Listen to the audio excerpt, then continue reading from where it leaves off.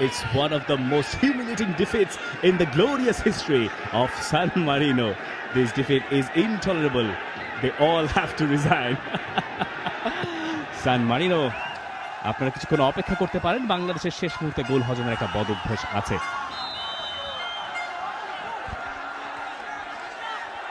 যে বদল বাংলাদেশে হয়েছে শেষ মুহূর্তে সেই গোলগুলো কনসিড না করলে বলতে হবে সেই খুনে ধরা অভ্যাসটা সেটা থেকে বাংলাদেশ বেরো হতে পারে, বেরো হয়েছে।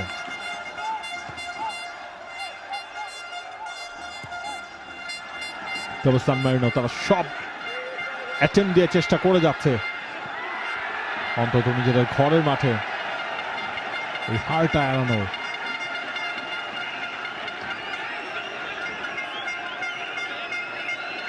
তপু বর্মন ম্যাচের নায়ক, বাংলাদেশের কারেন্ট স্কোয়াডের এই সর্বোচ্চ গোল স্কোরার এখন তিনি।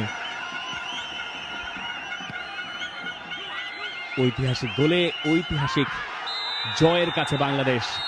হামজা এবার চটে গেছেন, কারণ হামজাকে পেছন থেকে কনুই মারা গেছে। কাপাকিওনি যিনি একটা হলুদ কার্ড দেখেছেন, তিনি এই ঘটনার সূচনা ঘটিয়েছেন।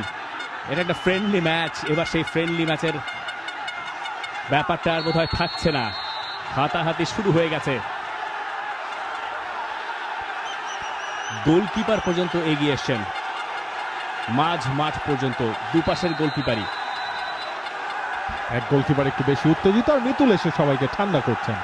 এবং হামজাকে যেভাবে ফাউলটা করা হয়েছে, অন্য কোনো রেফারি হলে নির্ঘাত দ্বিতীয় হলুদ কার্ডটা বের করতেন। এই দুজনের মধ্যে কিন্তু ট্যাকেলটা হয়েছিল নাম্বার 7 এবং নাম্বার 8।